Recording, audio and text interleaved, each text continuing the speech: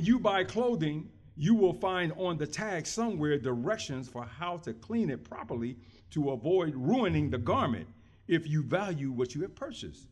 You study the directions and you follow them to the best of your ability. Isn't it sad that with life, we don't follow the directions for how to use it, take care of it, and help ourselves to evolve in a proper manner? Now, that's a question submitted to us, but think about that. We don't follow the instructions that's given to us. You know, we didn't have it at one time. It wasn't available. But when the Honorable Elijah Muhammad met Master Farad Muhammad, he gave us the keys to our health.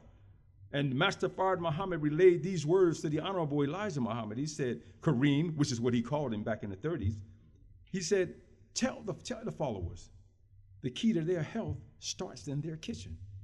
It's what they eat, how it's prepared, check this, when they eat it. You know, at one time, it was like whenever I feel hungry, I'm eating. And you know, everybody eats now. I mean, it's something called comfort food. You know how it is, you got, maybe you're a little stressed out. It got on my nerve today. Where my Lay's at? Did I hit somebody? Don't worry about it, I'm guilty too. You pick up the potato chips. You know, you pick up the Tostitos and the dip. I mean, you go to work on it, right?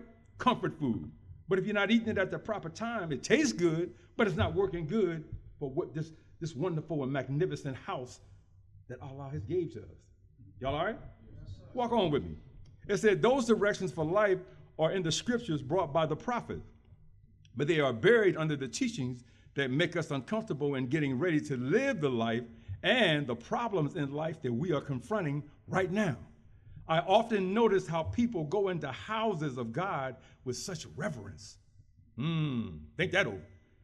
Then he goes on to say, I have visited Mecca several times and I have visited Al-Haram, which is the sacred house of all Muslims, and I watched the way each Muslim approached that house, as I did, with great reverence. I mean, respect, you know.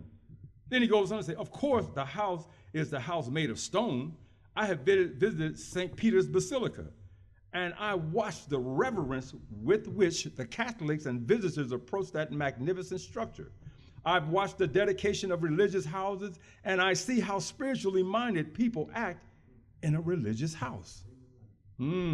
They are quiet in their decorum, and they will not utter certain words. Think that over. They try to be very respectful around the altar. But all of these buildings are the work of the hands of men, while the human body is the handiwork of God himself. Y'all all right with that? Yes. Let's go on. It says, it bothers me that we would show more respect for a house of stone built by men and designed by men in their vanity, and yet be so disrespectful of the true house of God designed by the supreme architect of all creation. Stop right there just for a moment.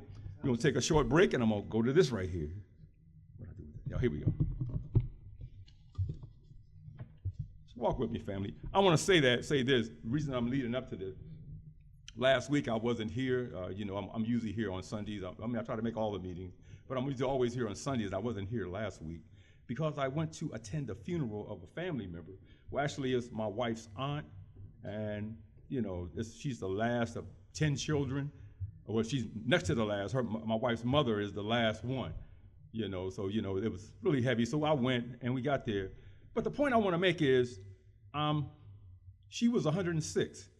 People were glorifying in that. All praises due to Allah.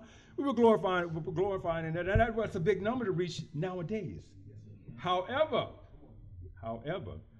as I talked to her, the last time I talked to her was last year. We went to North Carolina and we visited her. And she lives in Ohio, but she had a little farmhouse down there in North Carolina. We were talking, and her mind was as sharp as a blue steel straight razor, as a scalpel, a surgeon's scalpel, sharp. But her body, this house, was falling apart. And honestly, when we went to see her, they had her all dressed up in there. But the focal point I want to make is, the minister says, in the church, we were in the church, they told us when we died, we're going to go to a place called heaven. Right? All of us going to get up on Judgment Day, and we're going to walk and stand up in line, and that's going to be a long line. And we're going to wait and we're going to get to see where we're going to spend the rest of our lives. Are we going to heaven? Or are we going to purgatory? We going to hell. So the Honorable Louis Farrakhan taught us, he said, you know, if everybody, that we've been in this universe for 76 trillion years, and this earth has been here, and if everybody who has died and gone back into the earth all of a sudden got up and came back, there'd be nothing to stand on. No, we got to approach it, we got to open this up. This is the truth. But I want to get to this house. You know, when our bodies, the pastor did a wonderful eulogy. Oh, it was beautiful. Up until a certain point. He threw gasoline on it, and then he threw fire on it and burned the whole thing up. I mean, I'm not mocking, it's real talk. I said, this man been listening to the minister. He said, our sister, she's in that coffin. He said, and she's going down in the ground. He said, I ain't never been in the ground. I don't know nothing about that, but I know what I got here, so I got to respect my life. Beautiful. I'm walking with him. Go ahead, bro. You own it. And mind you, it was a long service. It ain't like a janaza. You know, we used to that short thing. We go in and we get out. Whoosh. Testimony after testimony, and people adding stuff. They weren't even supposed to say nothing. They talking. It just went on and on and on. I'm not making, no, please, family, I'm not belittling it. I'm just pointing out what we have and how beautiful it is. Well, anyway, he said, after he said that, I can't go there, and I got life. I got to respect this because I don't know nothing about that. Then he goes, as he closes out his words of inspiration to the family, he's talking about, he did an analogy, if a worm got into that coffin and ate on our sister and crawled out, and then a sparrow ate that worm, and then a hawk ate that sparrow, and then an eagle, ate that hawk, it's gone. That body ain't getting up. But on Judgment Day, that eagle gonna give up that hawk. And that hawk gonna give up that sparrow. And that sparrow gonna give up that worm and give that part that it took back to that body, and she gonna get up out of there and come. And I'm like, stop. Will you please stop? But anyway, I couldn't do that. It wasn't my turn to talk, so I remained respectful.